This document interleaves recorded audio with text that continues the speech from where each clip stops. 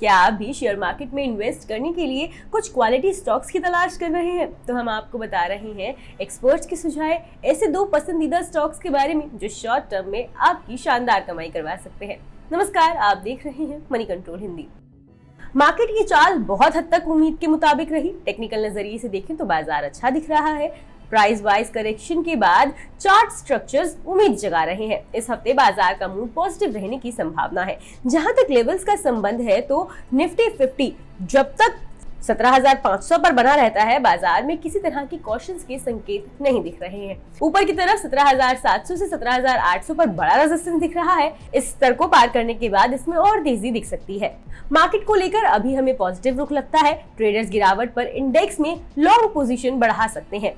चलिए अब बात करते हैं 2 स्टॉक्स के बारे में जो इन्वेस्टमेंट के लिहाज से अट्रैक्टिव दिख रहे हैं। पहला स्टॉक है Mahindra holidays and resorts India. इसका टारगेट प्राइस 326 रुपए है। इसमें स्टॉप लॉस 285 रुपए पर लगाना होगा।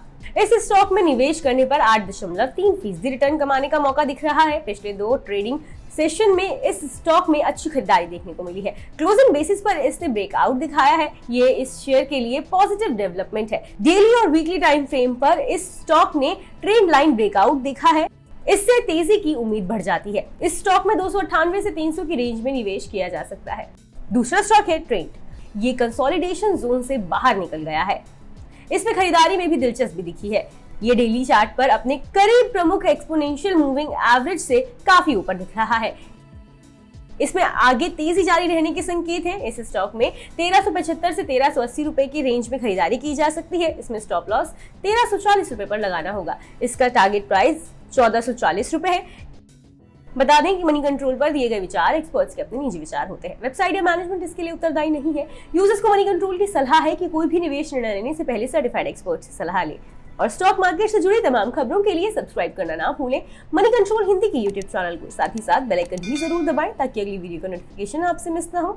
इसके अलावा आप हमें फेसबुक, इंस्टाग्राम और ट्विटर पर भी फॉलो कर सकते हैं। धन्यवाद। डू यू नो में आज हम बातचीत करने वाले हैं हर घर का चहेता ब्रिटानिया के बारे में। दरअसल ब्रिटानिया आपको आमतौर पे एक बिस्किट कंपनी लगती होगी, लेकिन ब्रिटानिया एक बिस्किट कंपनी ही नहीं है बल्कि कन्फेक्शनरी कारोबार में एक काफ़ी बड़ी फूड जाइंट के तौर पे आप इस कंपनी को देख सकते हैं। इस कंपनी की शुरुआत 130 साल पहले हुई थी और करीब 295 रुपए में उस समय पर इस कंपनी की शुरुआत की गई थी। सेंट्रल कोलकाता के एक छोटे से घर में इसकी शुरुआत हुई थी और वहाँ से धीरे धीरे एक्सपैंड करते करते आज इतना बड़ा स्केल आप ब्रिटानिया का देख रहे हैं। ब्रिटिश बिजनेसमैन ने एक स्मॉल हाउस में इस कंपनी की शुरुआत की थी, जिसको धीरे से या फिर बाद में विद टाइम एक्वायर किया गया था गुप्ता ब्रदर्स की तरफ से और इस कंपनी का नाम बन गया था वीएस ब्रदर्स।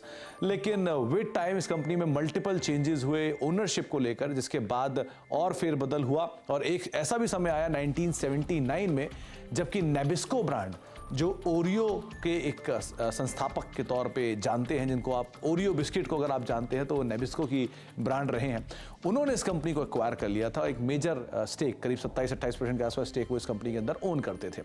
लेकिन जो एग्जिस्टिंग प्रमोटर है वाडिया ग्रुप ने, उन्होंने करीब 1990 में इस कंपनी को एक्वायर किया।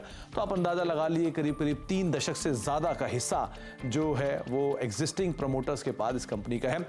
इसके अलावा एक और इंटरेस्टिंग फैक्ट ये भी है कि वर्ल्ड वॉर 2 जब हुआ था तो इस कंपनी को एक ऑफिशियल पार्टनर के तौर पर चुना गया था। जो ये कंपनी जो सैनिक थे उनको फूड बिस्किट्स प्रोवाइड कराती थी, जो कि उनके आगे के लिए कामकाज करते थे। तो एक बड़ा इंटरेस्टिंग फैक्ट ये भी है कि आर्मी को भी ये कंपनी सप्लाई करती थी वर्ल्ड वॉर 2 के अंदर।